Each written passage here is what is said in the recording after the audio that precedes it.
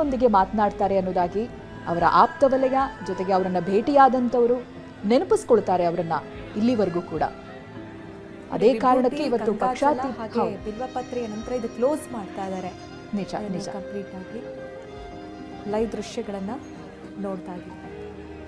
ಇಲ್ಲಿ ಯಾವುದೇ ರೀತಿಯಾದಂತಹ ಮಣ್ಣಿನ ಬಳಕೆ ಮಾಡಿಲ್ಲ, ವಿಭೂತಿ ಮೂಲಕವಾಗಿ ಅಂತ್ಯಕ್ರಿಯೆಯನ್ನು ನೆರವೇರಿಸಲಾಗ್ತಾ ಇದೆ.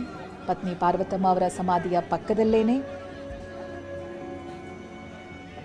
ಇವರ ಸಮಾಧಿ ಗಮನಿಸಬಹುದು. ನಾವು ಅಂತ್ಯಕ್ರಿಯೆಯನ್ನು ನಡೆಸ್ತಾ ಇರೋದು ಬಿಲ್ವಪತ್ರೆಯನ್ನು ಬಳಸ್ತಾರೆ, ವಿಭೂತಿಯನ್ನು ಬಳಸ್ತಾರೆ. ಈ ಮೂಲಕವಾಗಿ ವಿಶೇಷ ಗೌರವದ ಜೊತೆಗೆ ಅಂತ್ಯಕ್ರಿಯೆ ನೆರವೇರ್ತಾ ಇದೆ. ಇದಕ್ಕೂ ಮುಂಚಿತವಾಗಿ ಸಕಲ ಸರ್ಕಾರಿ ಗೌರವವನ್ನು ಕೂಡ ಸಲ್ಲಿಸಿರೋದನ್ನು ನಾವು ಗಮನಿಸಿದ್ವಿ. ಹಿ ಡಿಸರ್ವ್ಸ್ ಇಟ್. ಅವ್ರು ಮಾಡಿರುವಂಥ ಕಾರ್ಯಗಳಿಗೆ, ಸಮಾಜ ಸೇವೆಗೆ ಈ ಎಲ್ಲ ಗೌರವಗಳು ಕೂಡ ಅವರಿಗೆ ಸಲ್ಲಲೇಬೇಕು. 10ನೇ ತರಗತಿ ಓದಿರ್ತಾರೆ, ಬಟ್ ಅವರು ಶಿಕ್ಷಣಕ್ಕೆ ಕೊಟ್ಟಿರುವಂಥ ಒತ್ತು ನೋಡಿ. 200ಕ್ಕೂ ಅಧಿಕ ಶಿಕ್ಷಣ ಸಂಸ್ಥೆಗಳಂದರೆ ಅದು ತಮಾಷೆ ಮಾತಲ್ಲ. ಎಂಜಿನಿಯರಿಂಗ್ ಕಾಲೇಜ್ ಇದೆ, ಮೆಡಿಕಲ್ ಕಾಲೇಜ್ ಇದೆ, ಪ್ರೌಢ ಶಿಕ್ಷಣ ಇದೆ, ಪ್ರಾಥಮಿಕ ಶಿಕ್ಷಣ ಸಂಸ್ಥೆ, ಹೀಗೆ 10 ಶಿಕ್ಷಣ ಸಂಸ್ಥೆಗಳನ್ನು ಹುಟ್ಟುಹಾಕಿದ್ರು. ಇನ್ನು ರೈತಪರ ಕಾಳಜಿಗೂ ಅದ್ರ ಬಗ್ಗೆ ಮಾತನಾಡಲೇಬೇಕು ನಾವು. ಕೆಲ ಕಾರ್ಖಾನೆಗಳನ್ನು ಹುಟ್ಟುಹಾಕುವ ಮೂಲಕವಾಗಿ ರೈತರಿಗೆ ನೆರವಾಗ್ತಾರೆ. ರೈತಪರ ಚಿಂತನೆ, ಯುವಜನರ ಬಗ್ಗೆ ಅವರಿಗಿದ್ದಂಥ ಕಾಳಜಿ, ಇವೆಲ್ಲವೂ ಕೂಡ ಅವರ ವ್ಯಕ್ತಿತ್ವವನ್ನು ವಿಭಿನ್ನವಾಗಿ ಕಾಣುವಂತೆ ಮಾಡುತ್ತೆ. ಎಷ್ಟೋ ಜನರಿಗೆ ಮಾರ್ಗದರ್ಶಕರು, ಅಥವಾ ಕೆಲವರು ಹೇಳ್ತಾರಲ್ಲ ಅವರು ಕಿಂಗ್, ದಾವಣಗೆರೆ ಕಿಂಗ್ ಅಂತ. ಮತ್ತೊಂದಷ್ಟು ಜನ ಅಭಿಮಾನಿಗಳು ನಾವು ಅವರನ್ನ ದೇವರ ರೀತಿ ನೋಡ್ತೀವಿ ಅಂತ ಹೇಳ್ತಾರೆ. ಆ ರೀತಿಯಾದಂಥ ಮಾತುಗಳು ಅಭಿಮಾನಿಗಳ ಬಾಯಲ್ಲಿ ಬರಬೇಕಾದ್ರೆ, ಅಥವಾ ಸಾರ್ವಜನಿಕರ ಬಾಯಲ್ಲಿ ಬರಬೇಕಾದ್ರೆ ಅಂಥ ಕಾರ್ಯಗಳನ್ನು ಮಾಡಿರಬೇಕು ಜೀವಿತಾವಧಿಯಲ್ಲಿ. ಹಾಗೇನೆ ಇವತ್ತು ಶಾಮನೂರು ಶಿವಶಂಕರಪ್ಪ ಅವರನ್ನ ಅಲ್ಲಿನ ಜನ ದೇವರ ಸಮಾನವಾಗಿ ನೋಡ್ತಾರೆ. ಕಷ್ಟ ಅಂತ ಬಂದಾಗ ಜನ ದೇವರ ಬಳಿ ಹೋಗ್ತಾರೆ, ಬಟ್ ದಾವಣಗೆರೆಯ ಜನ ಕಷ್ಟ ಅಂತ ಬಂದಾಗ ನೆನಪಿಸ್ಕೊಳ್ಳೋದು ಶಾಮನೂರು ಶಿವಶಂಕರಪ್ಪ ಅವರನ್ನ. ಅದು ಸ್ಕಾಲರ್ಶಿಪ್ ಇಂದ ಹಿಡಿದು ಅವರ ಮನೆ ಕುಟುಂಬದ ಸಮಸ್ಯೆವರೆಗೂ ಕೂಡ, ಹಣದ ಸಮಸ್ಯೆಗಳಿದ್ದಾಗ ಅಥವಾ ವಿದ್ಯಾಭ್ಯಾಸ ಮುಂದುವರಿಸೋದಕ್ಕೆ ಆಗೋದಿಲ್ಲ ಅನ್ನುವಂಥ ಸಂದರ್ಭದಲ್ಲಿ ಎಲ್ರಿಗೂ ನೆನಪಾಗೋದು ಶಾಮನೂರು ಶಿವಶಂಕರಪ್ಪನವರು.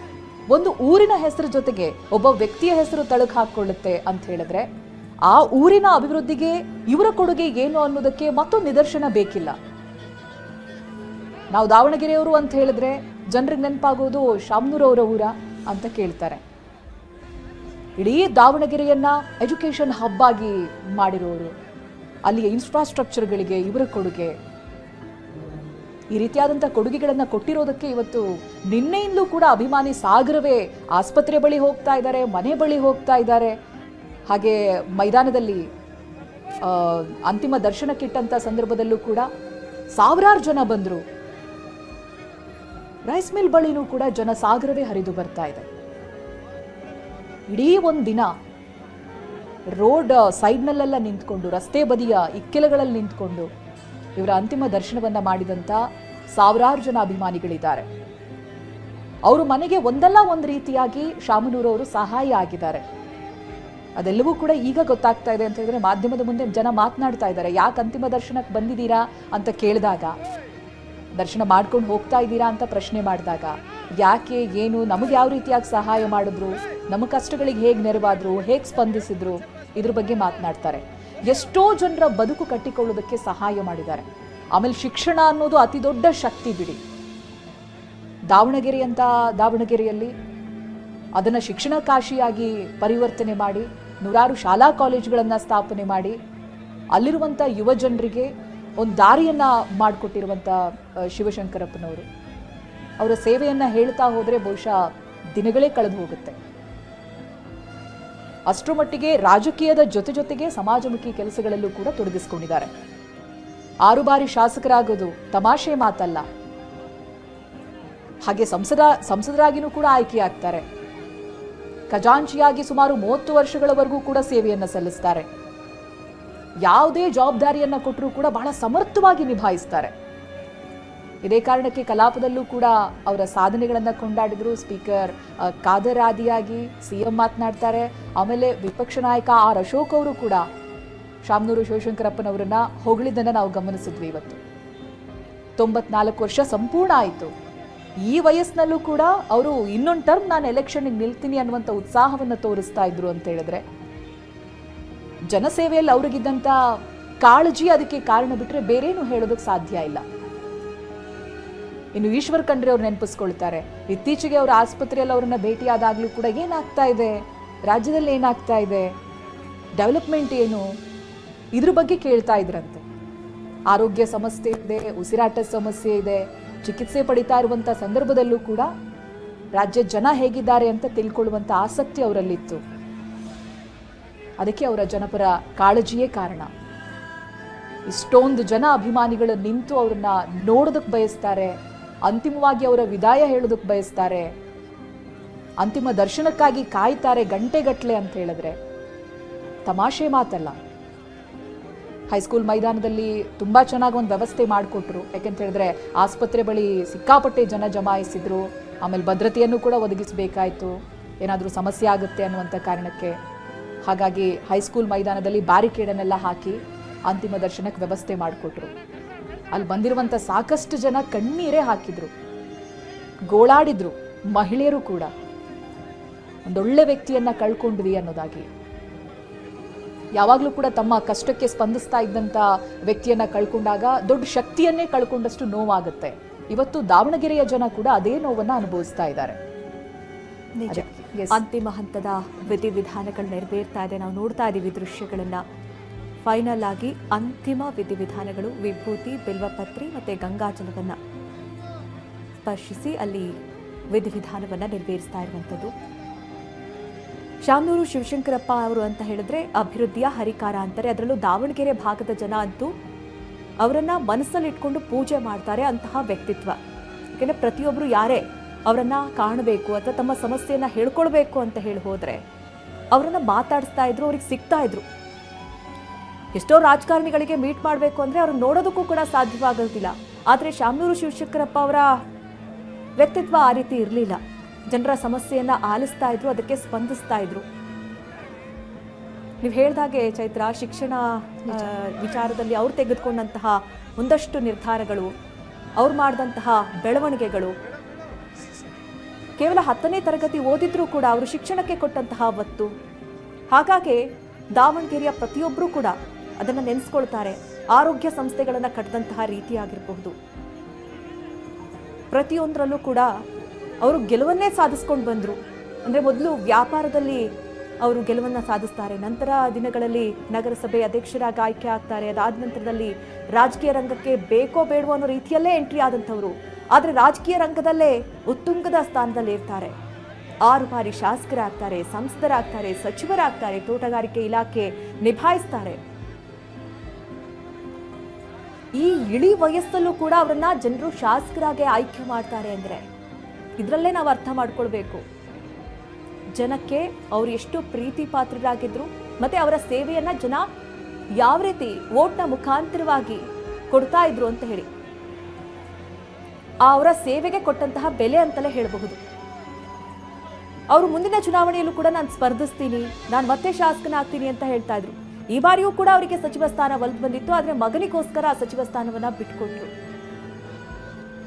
ಮತ್ತೆ ಅವರ ಮಾತಲ್ಲಿ ಎಷ್ಟು ಸರಳತೆ ಇತ್ತು ಅಂದ್ರೆ, ಅವರ ಹಿಂದಿನ ಯಾವುದೇ ಇಂಟರ್ವ್ಯೂಸ್ಗಳಾಗಿರಲಿ ಅಥವಾ ಅವರು ಮಾಧ್ಯಮಕ್ಕೆ ಕೊಟ್ಟಂತಹ ಹೇಳಿಕೆಗಳಾಗಿರ್ಬೋದು, ಅವರು ಏನೇ ಇದ್ರು ನೇರಾನೇರವಾಗಿ ಮಾತನಾಡ್ತಾ ಇದ್ರು. ಅದರ ಜೊತೆಯಲ್ಲಿ ಯಾವುದೇ ರೀತಿ ಕಲ್ಮಶ ಇಲ್ಲದಂತೆ ಗಟ್ಟಿ ಧ್ವನಿಯಲ್ಲಿ ಮಾತನಾಡ್ತಾ ಇದ್ದಂತಹ ರೀತಿ ಪ್ರತಿಯೊಬ್ಬರಿಗೂ ಕೂಡ ಇಷ್ಟವಾಗುವಂತಿತ್ತು. ದೊಡ್ಡ ಕುಟುಂಬ ಅವ್ರದ್ದು. ಆ ಕುಟುಂಬವನ್ನ ಅಗಲಿ ಇವತ್ತು ಬಾರದೂರಿಗೆ ಶಾಮನೂರು ಶಿವಶಂಕರಪ್ಪ ಅವರು ತೆರಳ್ತಾ ಇದ್ದಾರೆ. ಅಂತಿಮ ವಿಧಿವಿಧಾನಗಳೆಲ್ಲವೂ ಕೂಡ ನೆರವೇರ್ತಾ ಇದೆ. ಹಲವು ಮಠದ ಮಠಾಧೀಶರು, ಪಂಚಮ ಪೀಠಾಧಿಪತಿಗಳು, ವಿರಕ್ತ ಮಠದ ಸ್ವಾಮೀಜಿಗಳೆಲ್ಲರ ನೇತೃತ್ವದಲ್ಲಿ ಅಂತಿಮ ವಿಧಿವಿಧಾನ ನೆರವೇರ್ತಾ ಇರುವುದನ್ನು ನಾವು ನೋಡ್ತಾ ಇದ್ದೀವಿ. ಒಬ್ಬ ಶ್ರೇಷ್ಠ ನಾಯಕ ಅಂತಲೇ ಕರೆಸ್ಕೊಂಡಂಥವರು ಶಾಮನೂರು ಶಿವಶಂಕರಪ್ಪ ಅವರು. ಇವತ್ತು ನಾವು ನೋಡಿದ್ವಿ, ಎಷ್ಟೋ ಜನ ನಾಯಕರು ಇಷ್ಟು ಪಕ್ಷಾತೀತವಾಗಿ ಬಂದು ಪ್ರತಿಯೊಬ್ಬರ ಬಾಯಲ್ಲೂ ಕೂಡ ಅವರೊಬ್ಬರು ಅಜಾತ ಶತ್ರು ಅಂತಲೇ ಕೇಳಿಬರ್ತಾ ಇತ್ತು. ಒಬ್ಬರ ಜೊತೆ ಗಲಾಟೆ ಇಲ್ಲ, ಒಬ್ಬರ ಜೊತೆ ಒಬ್ಬರ ಬಗ್ಗೆ ಇನ್ನೊಬ್ಬರ ಬಗ್ಗೆ ಮಾತನಾಡೋದಾಗಿರಲಿ, ಅದು ಯಾವುದನ್ನು ಕೂಡ ಮಾಡ್ತಾ ಇರಲಿಲ್ಲ. ತಮ್ಮ ಕೆಲಸ ಏನು, ರಾಜಕೀಯಕ್ಕೆ ತಾವು ಯಾಕೆ ಬಂದ್ವಿ, ಜನರಿಗೆ ಯಾವ ರೀತಿ ಸೇವೆ ಮಾಡಬೇಕು, ಏನೆಲ್ಲ ಅನುಕೂಲವನ್ನು ಮಾಡಿಕೊಡ್ಬೇಕು, ವಿದ್ಯಾಕಾಶಿ ಅಂತ ದಾವಣಗೆರೆಯನ್ನ ಕರೀತಾರೆ. ಅದಕ್ಕೆ ಕಾರಣೀಭೂತರು ಶಾಮನೂರು ಶಿವಶಂಕರಪ್ಪ ಅವರು.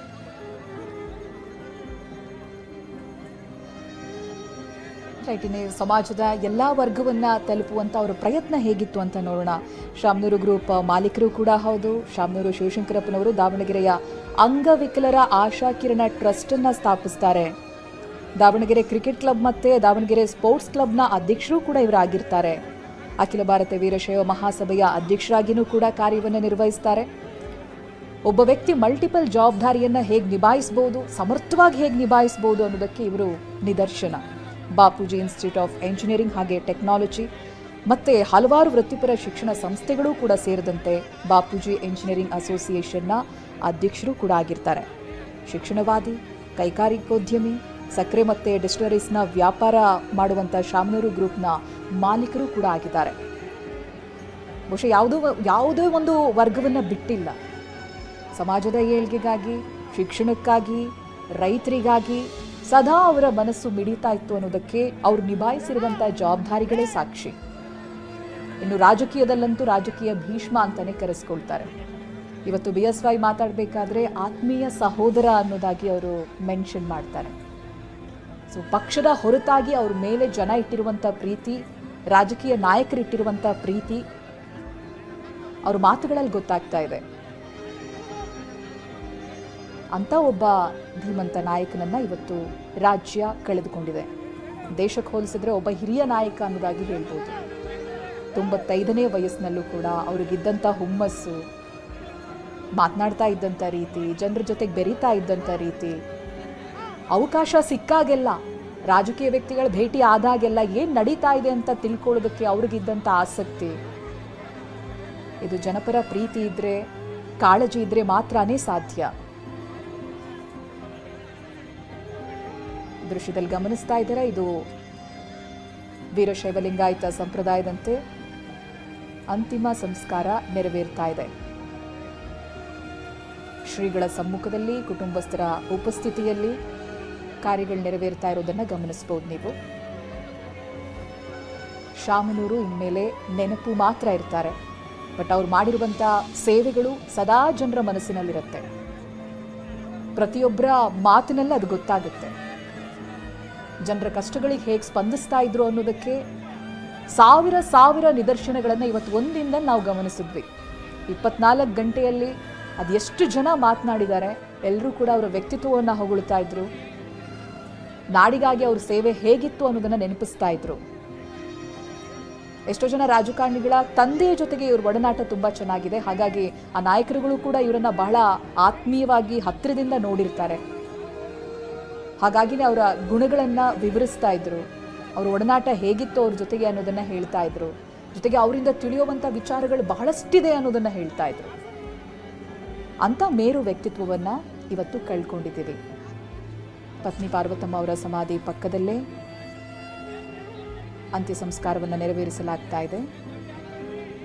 ಪಂಚಪೀಠದ ಜಗದ್ಗುರುಗಳ ಸಮ್ಮುಖದಲ್ಲಿ ಅಂತ್ಯ ಸಂಸ್ಕಾರ ನೆರವೇರ್ತಾ ಇದೆ. ಕೊನೆಯ ಹಂತದ ವಿಧಿವಿಧಾನಗಳನ್ನು ನಾವು ಗಮನಿಸ್ತಾ ಇದ್ದೀವಿ. ಶ್ರೀಗಳ ಸಮ್ಮುಖದಲ್ಲಿ ಕುಟುಂಬಸ್ಥರ ಜೊತೆಯಾಗಿ ಅಂತ್ಯ ಸಂಸ್ಕಾರ ಕೊನೆಯ ಹಂತದ ವಿಧಿವಿಧಾನಗಳು ನಡೀತಾ ಇದೆ. ವಿಭೂತಿಯನ್ನು ಬಳಸಿದ್ದಾರೆ, ಬಿಲ್ವಪತ್ರೆಯನ್ನು ಬಳಸಿದ್ದಾರೆ, ಗಂಗಾಜಲವನ್ನು ಬಳಸಿದ್ದಾರೆ. ಆಗಲೇ ಹೇಳಿದಾಗೆ ಅಗ್ನಿಸ್ಪರ್ಶ ಇರಲ್ಲ, ಹಾಗಾಗಿ ಲಿಂಗಾಯತ ವಿಧಿವಿಧಾನದಂತೆ ಇವತ್ತು ಅಂತ್ಯಕ್ರಿಯೆ ನೆರವೇರಿದೆ. ಜನ ಯಾವ ರೀತಿಯಾಗಿ ಸೇರಿದ್ದಾರೆ ನೋಡಿ. ಬಹುಶಃ ಒಂದು ಕುಟುಂಬ ಅಂತ ಹೇಳಿದ್ರೆ ದೊಡ್ಡ ಕುಟುಂಬ, ಅದರಲ್ಲೇ ಸಾಕಷ್ಟು ಜನ, ಅದರ ಜೊತೆಗೆ ಅವರನ್ನ ದೇವರ ರೀತಿ ಕಾಣುವಂಥ ಅವರ ಅಭಿಮಾನಿಗಳು ಇದುವರೆಗೂ ಕೂಡ ನಿಂತು ಗಮನಿಸ್ತಾ ಇದ್ದಾರೆ. ಹಾಗೆ ದಾರಿಯುದ್ದಕ್ಕೂ ಕೂಡ ಜನ ನಿಂತು ಇವರಿಗೆ ನಮಿಸಿದ್ದನ್ನು ನೋಡಿದಾಗ ಸಮಾಜಮುಖಿ ಕಾರ್ಯ ಯಾವ ರೀತಿಯಾಗಿ ಸಮರ್ಥವಾಗಿ ನಿಭಾಯಿಸಿದ್ರು ಅನ್ನೋದು ತಿಳಿಯುತ್ತೆ.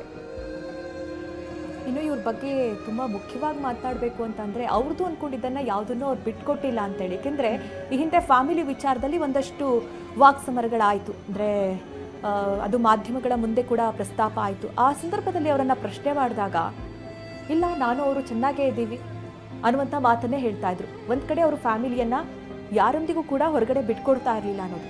ಇನ್ನೊಂದು, ಸಮುದಾಯದ ವಿಚಾರಕ್ಕೆ ಬಂದರೆ ಸಮುದಾಯದಲ್ಲಿ ಏನು ಆಗು ಹೋಗುಗಳಿದೆ, ಸಮುದಾಯದ ಪರವಾಗಿ ನಿಲ್ಲುವಂತಹ ಅವರ ವ್ಯಕ್ತಿತ್ವ ಅಥವಾ ಅವರ ಮಾತನಾಡುವಂತಹ ಗಟ್ಟಿಧ್ವನಿ ನಾವೆಲ್ಲರೂ ಕೂಡ ಗಮನಿಸಿದ್ವಿ. ಅಂದರೆ ಸಮುದಾಯಕ್ಕೆ ಏನು ಬೇಕು ಅನ್ನೋದನ್ನು ನೋಡ್ತಾ ಇದ್ವಿ. ಇನ್ನೊಂದು ಕಡೆ ಅವರ ಕ್ಷೇತ್ರದ ಜನರಿಗೆ ಏನು ಬೇಕು ಬೇಡ ಅದನ್ನು ಗಮನಿಸ್ತಾ ಇದ್ರು. ಅವ್ರು ಬಂದು ಏನು ಬೇಕು ಅಂತ ಕೇಳೋಕ್ಕೂ ಮುಂಚೆ ಅದೆಲ್ಲವನ್ನ ಜನರಿಗೆ ಅನುಕೂಲ ಆಗುವಂತಹ ರೀತಿಯಲ್ಲಿ ಮಾಡಿಕೊಡ್ತಾ ಇದ್ರು ಅನ್ನುವಂತಹ ವಿಚಾರ. ಇನ್ನು ರಾಜ್ಯದ ವಿಚಾರದಲ್ಲೂ ಕೂಡ ಅಷ್ಟೇ, ಅವರು ಸಚಿವರಾದಂಥ ಸಂದರ್ಭದಲ್ಲೂ ಕೂಡ ಒಂದಷ್ಟು ನಿರ್ಧಾರಗಳನ್ನು ಕೈಗೊಂಡಿರೋದು. ಹೀಗಾಗಿಯೇ ಅವರ ನಿಲುವು ಏನಿತ್ತು ಅಂದರೆ, ಅವರ ಪರವಾಗಿ ಯಾರೆಲ್ಲ ಇದ್ದಾರೆ ಅಥವಾ ಅವರ ಜೊತೆಯಲ್ಲಿ ಯಾರೆಲ್ಲ ಇದ್ದಾರೆ ಅವರ ಪರವಾಗಿ ಗಟ್ಟಿಯಾಗಿ ನಿಲ್ಲೋದು, ಗಟ್ಟಿ ಧ್ವನಿಯಲ್ಲಿ ಅವರ ಬಗ್ಗೆ ಸಮರ್ಥಿಸ್ಕೊಳ್ಳೋದು, ಇದನ್ನ ನಾವು ಶಾಮನೂರು ಶಿವಶಂಕರಪ್ಪ ಅವರಲ್ಲಿ ಕಾಣಬಹುದಾಗಿತ್ತು. ಒಬ್ಬರ ಜೊತೆ ಗಲಾಟೆ ಇಲ್ಲ, ಜಗಳ ಇಲ್ಲ. ಪ್ರತಿಯೊಬ್ಬ ನಾಯಕರು ಕೂಡ ಮಾತನಾಡ್ತಾ ಇದ್ದಂಥದ್ದು ನಮ್ಮ ಜೊತೆ ಉತ್ತಮ ಬಾಂಧವ್ಯ ಹೊಂದಿದ್ರು, ಉತ್ತಮ ಸಂಬಂಧ ಹೊಂದಿದ್ರು. ಯಾರೇ ಒಳ್ಳೆ ಕೆಲಸ ಮಾಡಿದ್ರು ಅವರನ್ನ ಬೆನ್ನು ತಟ್ಟಿ ಮುನ್ನುಗ್ಗುವಂತೆ ಹೇಳ್ತಾ ಇದ್ರು, ಅದು ಪಕ್ಷಾತೀತವಾಗಿ. ರಾಘವೇಂದ್ರ ಅವರ ವಿಚಾರದಲ್ಲೂ ಕೂಡ ಅವರು ಸಂಸ್ಥರಾಗಿ ಕೆಲಸ ಮಾಡುವಂಥ ಸಂದರ್ಭದಲ್ಲಿ ಅವರು ಅಲ್ಲಿ ಆ ಕ್ಷೇತ್ರಕ್ಕೆ ಏನು ಮಾಡ್ತಾ ಇದ್ರು ಅದ್ರ ಬಗ್ಗೆ ತುಂಬಾ ಖುಷಿಯನ್ನ ವ್ಯಕ್ತಪಡಿಸಿದ್ರು ಶಾಮನೂರು ಶಿವಶಂಕರಪ್ಪ ಅವರು, ಬೆನ್ತಟ್ಟಿ ಹೇಳಿದ್ರು. ಆ ಬಗ್ಗೆ ಬಹಳ ವಿರೋಧ ವ್ಯಕ್ತವಾಗಿತ್ತು ಆ ಸಂದರ್ಭದಲ್ಲಿ, ಆದರೂ ಕೂಡ ಅದಕ್ಕೆ ತಲೆ ಕೆಡಿಸ್ಕೊಳ್ಳಿಲ್ಲ ಅವರು. ಮತ್ತೆ ಯಡಿಯೂರಪ್ಪ ಅವರನ್ನ ಸಿಎಂ ಕುರ್ಚಿಯಿಂದ ಇಳಿಸಬೇಕು ಅಂತ ಅಂದಾಗಲೂ ಕೂಡ ಯಡಿಯೂರಪ್ಪ ಪರವಾಗಿ ಅವ್ರು ನಿಂತ್ಕೊಳ್ತಾರೆ, ಅದು ಕೂಡ ಪಕ್ಷಾತೀತವಾಗಿ. ಹೀಗೆ ಹಲವು ವಿಚಾರಗಳನ್ನು ನಾವು ಗಮನಿಸಬಹುದು. ಅವ್ರು ಏನಿದೆ ಅದನ್ನ ನೇರವಾಗಿ ಮಾತನಾಡ್ತಾ ಇದ್ದಂತಹ ಪರಿ ಆಗಿರ್ಬೋದು. ಅಭಿವೃದ್ಧಿಯ ಹರಿಕಾರ ಅಂತಲೇ ಕರೆಸ್ಕೊಳ್ತಾರೆ, ರಾಜಕೀಯ ಭೀಷ್ಮ. ಇಷ್ಟು ಇಳಿ ವಯಸ್ಸಲ್ಲಿ ಒಬ್ಬ ಶಾಸಕರಾಗಿ ಆಯ್ಕೆಯಾಗಿ ಇಷ್ಟು ಕ್ರಿಯಾತ್ಮಕವಾಗಿ ಕ್ರಿಯಾಶೀಲವಾಗಿ ಇರ್ತಾರೆ, ಒಬ್ಬ ಚೈತನ್ಯದ ರೀತಿಯಲ್ಲಿ ಇದ್ದಂತಹ ವ್ಯಕ್ತಿ. ಇವತ್ತು ಆ ಬೆಳಕು ಆರಿದೆ. ಅವರನ್ನ ಅಪ್ಪಾಜಿ ಅಂತಲೇ ಅಲ್ಲಿನ ಜನ ಕರೀತಾ ಇದ್ರು. ಇವತ್ತು ಅಪ್ಪಾಜಿಯನ್ನ ಕಳೆದುಕೊಂಡಂತಹ ಜನ ಕಣ್ಣೀರು ಹಾಕ್ತಾ ಇದ್ದಾರೆ. ಮತ್ತೆ ಇದೇ ರಾಜ್ಯದಲ್ಲಿ, ಇದೇ ಕ್ಷೇತ್ರದಲ್ಲಿ, ಇದೇ ಕುಟುಂಬದಲ್ಲಿ ಹುಟ್ಟು ಬನ್ನಿ ಅಂತ ಹೇಳ್ತಾ ಇದ್ದಾರೆ. ಅಷ್ಟು ಅಭಿಮಾನ ಹೊಂದಿದ್ದಾರೆ. ಒಬ್ಬ ವ್ಯಕ್ತಿ ಅಧಿಕಾರವನ್ನು ಗಳಿಸ್ಬೋದು, ಹಣ ಗಳಿಸ್ಬೋದು, ಆಸ್ತಿ ಗಳಿಸ್ಬೋದು, ಆದರೆ ಇಷ್ಟು ಜನರ ಪ್ರೀತಿ, ವಿಶ್ವಾಸ, ನಂಬಿಕೆಯನ್ನ ಗಳಿಸೋದು ತುಂಬಾ ಕಷ್ಟ. ಅದನ್ನ ಶಾಮನೂರು ಶಿವಶಂಕರಪ್ಪ ಅವರು ಮಾಡಿದ್ರು. ಸುದೀರ್ಘ ಅವರ ಪಯಣವನ್ನ ನಾವು ಗಮನಿಸ್ತಾ ಬರೋದಾದ್ರೆ ಎಲ್ಲೊಂದು ಕೂಡ ಕಪ್ಪು ಚುಕ್ಕೆ ಇಲ್ಲ. ಕಪ್ಪು ಚುಕ್ಕೆ ಇರದಂತ ರೀತಿಯಲ್ಲಿ ಅವರ ಬದುಕು, ಅವರ ರಾಜಕೀಯ ರಂಗ, ಅವರ ಉದ್ಯಮ ಎಲ್ಲವೂ ಕೂಡ. ಹಾಗಾಗಿಯೇ ಇಷ್ಟು ದೊಡ್ಡ ಸಂಖ್ಯೆಯಲ್ಲಿ ಅವರನ್ನ ನೋಡೋದಕ್ಕೆ ಇವತ್ತು ಅವರ ಅಭಿಮಾನಿಗಳು ಆಗಮಿಸಿದ್ದು. ಅಂತಿಮ ವಿಧಿವಿಧಾನಗಳು ನೆರವೇರ್ತಾ ಇದೆ.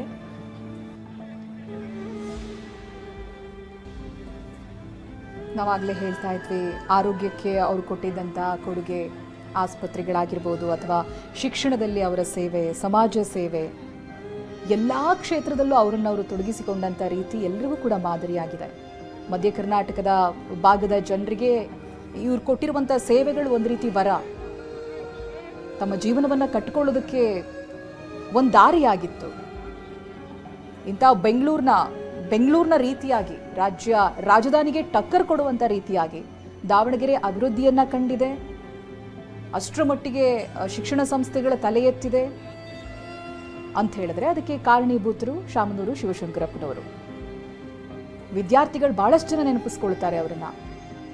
ಅದಿತಿ ಪ್ರಭುದೇವ ಅವರು ಕೂಡ ಇವರದೇ ಶಿಕ್ಷಣ ಸಂಸ್ಥೆಯಲ್ಲಿ ವಿದ್ಯಾಭ್ಯಾಸವನ್ನ ಕಂಪ್ಲೀಟ್ ಮಾಡಿದವರು. ಅವ್ರು ಹೇಳ್ತಾ ಇದ್ರು, ಪ್ರತಿ ಬಾರಿ ದಾವಣಗೆರೆಗೆ ಬಂದಾಗ್ಲೆಲ್ಲ ಅವರನ್ನ ಭೇಟಿ ಆಗ್ತೀನಿ, ಅಷ್ಟೇ ಪ್ರೀತಿಯಿಂದ ಮಾತನಾಡ್ತಾರೆ, ಅಷ್ಟೇ ಪ್ರೀತಿಯಿಂದ ವೆಲ್ಕಮ್ ಮಾಡ್ತಾರೆ. ಮಗಳು ಹುಟ್ಟಿದ ಮೇಲೆ ಅವಳನ್ನು ಕರ್ಕೊಂಡು ಹೋಗಬೇಕು ಅಂತ ಅಂದ್ಕೊಂಡಿದ್ದೆ, ಬಟ್ ಆ ಆಸೆ ನೆರವೇರಲಿಲ್ಲ ಅಂತ. ಅವರದೇ ಶಿಕ್ಷಣ ಸಂಸ್ಥೆಯಲ್ಲಿ ಕಲಿತಂಥವರು. ಅವರು ಕೂಡ ಮಾತನಾಡಬೇಕಾದ್ರೆ ಅಪ್ಪಾಜಿ ಅನ್ನೋದಾಗಿ ಕರೀತಾ ಇದ್ರು. ಆಲ್ಮೋಸ್ಟ್ ದಾವಣಗೆರೆಯ ಜನ ಶಾಮನೂರು ಶಿವಶಂಕರಪ್ಪನವರನ್ನ ಅಪ್ಪಾಜಿ ಅನ್ನೋದಾಗಿ ಕರೀತಾರೆ. ಅಂಥ ಒಂದು ಉನ್ನತ ಸ್ಥಾನವನ್ನು ಅವ್ರ ಜೀವನದಲ್ಲಿ ಶಾಮನೂರು ಶಿವಶಂಕರಪ್ಪನವರಿಗೆ ಕೊಟ್ಟಿದ್ದಾರೆ. ಅದೆಲ್ಲದಕ್ಕೂ ಕಾರಣ ಅವರ ಸಾಧನೆಗಳು ಹಾಗೆ ಸಮಾಜ ಸೇವೆ. ಅದೇ ಕಾರಣಕ್ಕೆ ಇವತ್ತು ಸಾವಿರಾರು ಸಂಖ್ಯೆಯಲ್ಲಿ, ಲಕ್ಷಾಂತರ ಸಂಖ್ಯೆಯಲ್ಲಿ ಜನ ಇವರ ಅಂತಿಮ ದರ್ಶನಕ್ಕಾಗಿ ಬಂದಿದ್ದಾರೆ, ಅಂತಿಮ ನಮನವನ್ನು ಸಲ್ಲಿಸಿದ್ದಾರೆ. ಅದರಲ್ಲಿ ರಾಜಕೀಯ ಗಣ್ಯರೂ ಕೂಡ ಹೌದು. ಎಲ್ಲ ಪಕ್ಷದ ನಾಯಕರು ಈ ಎಕ್ಸ್ ಖಾತೆಯಲ್ಲಿ ಟ್ವೀಟ್ ಮಾಡಿದಂಥ ಸಂದರ್ಭ, ಅವ್ರ ಬಗ್ಗೆ ಬರೆದುಕೊಂಡಿದ್ದನ್ನು ಗಮನಿಸಿದಾಗ ಅವ್ರ ಬಾಂಧವ್ಯ ಹೇಗಿತ್ತು ಅನ್ನೋದೆಲ್ಲ ತಿಳಿಯುತ್ತೆ. ಇವತ್ತು ಖುದ್ದಾಗಿ ರಾಜಕೀಯ ನಾಯಕರೆಲ್ಲರೂ ಬಂದು ಅವರಿಗೆ ಅಂತಿಮ ನಮನವನ್ನು ಸಲ್ಲಿಸಿದ್ದಾರೆ. ಚಿತ್ರನಟರು, ನಟಿಯರು ಕೂಡ ಬಂದಿದ್ದಾರೆ. ಅದರ ಜೊತೆಗೆ ಅವರು ಗಳಿಸಿದ್ದಂಥ ಪ್ರೀತಿ ದಾವಣಗೆರೆಯ ಜನ ಬಂದು ಕಣ್ಣೀರು ಹಾಕಿದರು. ಶಿಕ್ಷಣ ಕ್ಷೇತ್ರದ ಅವರ ಸಾಧನೆಯನ್ನಂತೂ ಬಹುಶಃ ಇನ್ನು 100 ವರ್ಷಗಳು ಹೋದರೂ ಕೂಡ ಜನ ಮರೆಯೋದಕ್ಕೆ ಸಾಧ್ಯ ಇಲ್ಲ. ಶಿಕ್ಷಣವೇ ದೊಡ್ಡ ಶಕ್ತಿ. ಅಂಥ ಶಕ್ತಿಗೆ ಶಕ್ತಿಯನ್ನು ಕೊಟ್ಟವರು ಶಾಮನೂರು ಶಿವಶಂಕರಪ್ಪನವರು. ಅದು ಎಲ್ಲ ರೀತಿಯಾಗಿ ಪ್ರಾಥಮಿಕದಿಂದ ಹಿಡಿದು ಎಂಜಿನಿಯರಿಂಗ್ ಕಾಲೇಜ್ವರೆಗೂ, ವೈದ್ಯಕೀಯ ಶಿಕ್ಷಣದವರೆಗೂ ಗ್ರೂಪ್ ಆಫ್ ಶಾಮನೂರು ಅವರ ಸೇವೆ ಇದ್ದೇ ಇದೆ. ವಿದ್ಯಾರ್ಥಿಗಳು ನೆನಪಿಸ್ಕೊಳ್ತಾರೆ, ರೈತರು ನೆನಪಿಸ್ಕೊಳ್ತಾರೆ. ಪ್ರತಿಯೊಂದು ದಾವಣಗೆರೆಯ ಪ್ರತಿ ಮನೆಯೂ ಕೂಡ ಶಾಮನೂರು ಶಿವಶಂಕರಪ್ಪ ಅವರನ್ನು ನೆನಪಿಸ್ಕೊಳ್ಳುತ್ತೆ. ರಾಜಕೀಯದಲ್ಲಿದ್ದು 6 ಬಾರಿ ಶಾಸಕರಾಗಿ ಪ್ರತಿ ಮನೆಗೂ ತಲುಪೋದು ಅಷ್ಟು ಸುಲಭದ ಕೆಲಸ ಅಲ್ಲ. ಹಾಗೆ ಕೋಟಿ ಕೋಟಿ ಹಣ ಇದ್ದಂಥ ವ್ಯಕ್ತಿಗಳು, ಆಗರ್ಭ ಶ್ರೀಮಂತರು, ಜನಸೇವೆಯಲ್ಲಿ ಅವರು ತೊಡಗಿಸ್ಕೊಳ್ತಾರಂತೇನೂ ಇಲ್ಲ. ತಮ್ಮ ಕುಟುಂಬ ತಲೆಮಾರಿಗಾಗುವಷ್ಟು ಕೂಡಿಟ್ಟಂಥ ಉದಾಹರಣೆಗಳು ಬಹಳ ಇದೆ. ಅಂಥದ್ರಲ್ಲಿ ಶಾಮನೂರು ಶಿವಶಂಕರಪ್ಪನವರು ಇಡೀ ಊರಿಗೆ ಸಹಾಯ ಹಸ್ತ ಚಾಚಿದವರು. ಬೆಂಗಳೂರಿನ ಜನ ಕೂಡ ಮಾತನಾಡ್ತಾರೆ ಅವ್ರ ಬಗ್ಗೆ, ದಾವಣಗೆರೆಯ ಜನ ಕೂಡ ಅವರನ್ನು ನೆನಪಿಸ್ಕೊಳ್ತಾರೆ. ಆ ರೀತಿಯಾದಂಥ ವ್ಯಕ್ತಿತ್ವ ಅಂತ ಶಾಮನೂರು ಶಿವಶಂಕರಪ್ಪ ಅವರನ್ನು ನಾವು ಕಳ್ಕೊಂಡಿದ್ದೀವಲ್ಲ ಅಂತ ದಾವಣಗೆರೆಯ ಜನ ನೋವನ್ನು ವ್ಯಕ್ತಪಡಿಸ್ತಾ ಇದ್ದಾರೆ. ಒಂದು ಚಿಕ್ಕ ಶಾಪ್ ಇಟ್ಕೊಂಡ ವ್ಯಕ್ತಿ ಕೂಡ ಇದೇ ಸ್ಟಾಲನ್ನು ಹಾಕೊಳ್ಳೋದಕ್ಕೆ ಶಾಮನೂರು ಶಿವಶಂಕರಪ್ಪನವರು ಯಾವ ರೀತಿಯಾಗಿ ಸಹಾಯ ಮಾಡಿದ್ರು, ತನ್ನ ಜೀವನ ಕಟ್ಕೊಳ್ಳೋದಕ್ಕೆ ಹೇಗೆ ಆಧಾರ ಆದರು, ಇವೆಲ್ಲವನ್ನು ಕೂಡ ವಿವರಿಸ್ತಾರೆ. ಹಾಗೆ ನೋಡೋದಕ್ಕೆ ಹೋದರೆ ಅರ್ಧಕ್ಕರ್ಧ ಏನು ಬಂದಿದ್ದಾರೆ ಇವತ್ತು ಅಭಿಮಾನಿಗಳು, ಅವ್ರು ಇವರಿಂದ ಸಹಾಯವನ್ನು ಪಡೆದಿರೋರೆ. ಒಂದಲ್ಲ ಒಂದು ರೀತಿಯಾಗಿ ಆ ಕುಟುಂಬಕ್ಕೆ ನೆರವಾಗಿರ್ತಾರೆ ಶಾಮನೂರು ಶಿವಶಂಕರಪ್ಪನವರು. ಯಾವುದೇ ಸಮಯದಲ್ಲಿ ಹೋದರೂ ಕೂಡ ಇಲ್ಲ ಅಂತ ಹೇಳಲ್ಲ, ವ್ಯಕ್ತಿಗಳನ್ನ ಭೇಟಿ ಆಗ್ತಾರೆ, ಅವ್ರ ಕಷ್ಟನ ಆಲಿಸ್ತಾರೆ, ಹಾಗೆ ಅವರ ಕೈಲಾದಂಥ ಸಹಾಯನೂ ಮಾಡ್ತಾರೆ. ಎಷ್ಟೋ ಬಾರಿ ಕಾಲೇಜ್ ಫೀಸ್ ಕಟ್ಟೋದಕ್ಕೆ ಆಗದೇ ಇದ್ದಂಥ ಜನ ಬೇರೆ ಬೇರೆ ರಾಜಕಾರಣಿಗಳ ಜೊತೆ ಹೋದಾಗ, ಅವ್ರ ಬಳಿ ಕಷ್ಟಗಳನ್ನು ಹೇಳ್ಕೊಂಡಾಗ, ಅಥವಾ ಅವ್ರಿಗೆ ಗೊತ್ತಿರುವಂಥ ನಾಯಕರ ಬಳಿ ಹೋದಾಗ ಅವ್ರು ರೆಫರ್ ಮಾಡ್ತಾ ಇದ್ದಿದ್ದು ಶಾಮನೂರು ಶಿವಶಂಕರಪ್ಪ ಅವರನ್ನ. ಅವ್ರ ಬಳಿ ಹೋಗಿ ಸಹಾಯ ಸಿಗುತ್ತೆ ಅಂತ. ಬಟ್ ಆ ರೀತಿ ನಂಬಿಕೆ ಇಟ್ಟು ಹೋದಂಥವ್ರಿಗೆ ಯಾರಿಗೂ ಕೂಡ ನಿರಾಶೆಯಾಗಿಲ್ಲ. ಸ್ಕೂಲ್ ಅಡ್ಮಿಷನ್ ಸಿಕ್ಕಿದೆ, ಕಾಲೇಜ್ ಅಡ್ಮಿಷನ್ ಸಿಕ್ಕಿದೆ, ಫೀಸ್ನಲ್ಲಿ ಕನ್ಸೆಷನ್ ಸಿಕ್ಕಿದೆ, ಫ್ರೀಯಾಗಿನೂ ಕೂಡ ಆಗಿದೆ. ಶಾಮನೂರು ಶಿವಶಂಕರಪ್ಪ ಸ್ಕಾಲರ್ಶಿಪ್ ಕೂಡ ಇದೆ. ಇದರ ಪ್ರಯೋಜನ ಪಡೆದು ಶಿಕ್ಷಣವನ್ನು ಪೂರ್ತಿಗೊಳಿಸಿರುವಂಥ ಸಾಕಷ್ಟು ವಿದ್ಯಾರ್ಥಿಗಳಿದ್ದಾರೆ. ಇವತ್ತವರು ಒಂದೊಳ್ಳೆ ಹುದ್ದೆಯಲ್ಲಿದ್ದಾರೆ. ಅವ್ರುಗಳು ಕೂಡ ಇವತ್ತು ನೆನಪಿಸ್ಕೊಳ್ತಾ ಇದ್ದಾರೆ ಶಾಮನೂರು ಶಿವಶಂಕರಪ್ಪ ಅವರನ್ನ. ಒಬ್ಬ ವ್ಯಕ್ತಿ ಸುಂದರವಾದಂಥ ಬದುಕು ಕಟ್ಟಿಕೊಳ್ಳೋದಕ್ಕೆ ವಿದ್ಯಾಭ್ಯಾಸ ಎಷ್ಟು ಮುಖ್ಯ ಅನ್ನೋದನ್ನು 10ನೇ ತರಗತಿ ಓದಿರುವಂಥ ಶಾಮನೂರು ಶಿವಶಂಕರಪ್ಪ ಅವರು ತುಂಬ ಚೆನ್ನಾಗಿ ಅರ್ಥ ಮಾಡಿಕೊಂಡಿದ್ರು. ಅದೇ ಕಾರಣಕ್ಕೆ ಶಿಕ್ಷಣಕ್ಕೆ ಅಷ್ಟೊಂದು ಒತ್ತನ್ನು ಕೊಟ್ಟಿದ್ರು. ವಿದ್ಯಾವಂತ ಸಮಾಜಕ್ಕೆ ಶಾಮನೂರು ಶಿವಶಂಕರಪ್ಪನವರ ಕೊಡುಗೆ ಬಹಳ ಇದೆ. ರಾಜಕೀಯದಲ್ಲೂ ಕೂಡ ಆಡಳಿತದ ಹಪಾಹಪಿ, ಅಧಿಕಾರದ ದಾಹ ಇಲ್ಲದೇನೆ ಜನಸೇವೆಗೆ ಅಂತ ಅವರನ್ನವರು ತೊಡಗಿಸಿಕೊಂಡವರು. ಜನರ ಪ್ರೀತಿ ಮತಗಳಾಗಿ ಕನ್ವರ್ಟ್ ಆಗಬೇಕು ಅಂತ ಹೇಳಿದ್ರೆ ಅದಷ್ಟು ಸುಲಭ ಇಲ್ಲ. ಯಾವುದೋ ಒಂದು ರ್ಯಾಲಿ ಆದಾಗ ಸಾವಿರಾರು ಜನ, ಲಕ್ಷಾಂತರ ಜನ ಸೇರ್ತಾರೆ. ಬಟ್ ಆ ಜನರ ಸಮೂಹ ಏನಿದೆ ಅವೆಲ್ಲವೂ ಕೂಡ ಮತಗಳಾಗೋದಿಲ್ಲ ಎಷ್ಟೋ ಬಾರಿ. ಬಟ್ ಇವರನ್ನ 6 ಬಾರಿ ಆರಿಸಿ ಕಳಿಸ್ತಾರೆ ಅಲ್ಲಿಯ ಜನ. 1 ಬಾರಿ ಸಂಸದರಾಗಿನೂ ಕೂಡ ಸೇವೆ ಸಲ್ಲಿಸ್ತಾರೆ. ಅಂತ ಪ್ರೀತಿ ದಾವಣಗೆರೆಯ ಜನರಿಗೆ ಶಾಮನೂರು ಶಿವಶಂಕರಪ್ಪನವರ ಮೇಲೆ ಇತ್ತು. ಅದಕ್ಕೆ ಸಾಕ್ಷಿಯಾಗಿ ನಾವಿವತ್ತು ಸಾವಿರಾರು ಸಂಖ್ಯೆಯ ಜನಸಮೂಹ ನೋಡ್ತಾ ಇದ್ದೀವಿ. ರಸ್ತೆ ಬದಿಗಳಲ್ಲೆಲ್ಲ ನಿಂತು ಆ ಮೆರವಣಿಗೆ ಹೋಗುವಂಥ ಸಂದರ್ಭ, ಅವ್ರಿಗೆ ನಮಿಸಿರೋದು, ಅಂತಿಮ ಯಾತ್ರೆ ಸಂದರ್ಭ, ಕಣ್ಣೀರು ಹಾಕಿರೋದು, ಇವೆಲ್ಲವೂ ಕೂಡ ಅವರ ಸಮಾಜಮುಖಿ ಕಾರ್ಯಕ್ಕೆ ಇಟ್ಟಂಥ ಕೈಗನ್ನಡಿ. ಫೈನಲ್ ಆಗಿ ಉಪ್ಪು ಹಾಕಿ ಅಂತಿಮ ವಿಧಿವಿಧಾನವನ್ನು ನೆರವೇರಿಸ್ತಾ ಇದ್ದಾರೆ. ನಾವು ನೋಡ್ತಾ ಇದ್ವಿ, ಚೈತ್ರ ಹೇಳ್ತಾ ಇದ್ವಿ, ನೀವು ಅವರು ವ್ಯಕ್ತಿತ್ವ ಅಥವಾ ಅವರು ಸಮಾಜಕ್ಕೆ ಕೊಟ್ಟಂತಹ ಕೊಡುಗೆಗಳೆಲ್ಲವನ್ನು ಮಾತನಾಡ್ತಾ ಇದ್ವಿ. ಅದ್ರ ಜೊತೆಲಿ ಅವರ ಪಕ್ಷ ನಿಷ್ಠೆಯನ್ನು ಕೂಡ ನಾವು ಇಲ್ಲಿ ನೆನಪಿಸ್ಕೊಳ್ಬೇಕು. ಏಕೆಂದರೆ ಕಾಂಗ್ರೆಸ್ ಪಕ್ಷದಲ್ಲೇ ಇದ್ದು ಕಾಂಗ್ರೆಸ್ನಲ್ಲಿ 6 ಬಾರಿ ಶಾಸಕರಾಗಿ ಮತ್ತೆ ಆ ದಾವಣಗೆರೆ ಆ ಭಾಗದ ಕ್ಷೇತ್ರಗಳನ್ನು ಒಂದು ರೀತಿ ಕಾಂಗ್ರೆಸ್ನ ಭದ್ರಕೋಟೆ ಅಂತ ಹೇಳಿ ಅವ್ರು ಮಾಡ್ಕೊಂಡಂತಹ ಪರಿಯಾಗಿರ್ಬೋದು. ಜನರ ಪ್ರೀತಿ, ಜನರು ಅವ್ರ ಮೇಲೆ ಇಟ್ಟಂತಹ ಪ್ರೀತಿ ಎಲ್ಲವನ್ನ ಕೂಡ ಈ ಸಂದರ್ಭದಲ್ಲಿ ನಾವು ನೆನಪಿಸ್ಕೊಳ್ಬೋದು.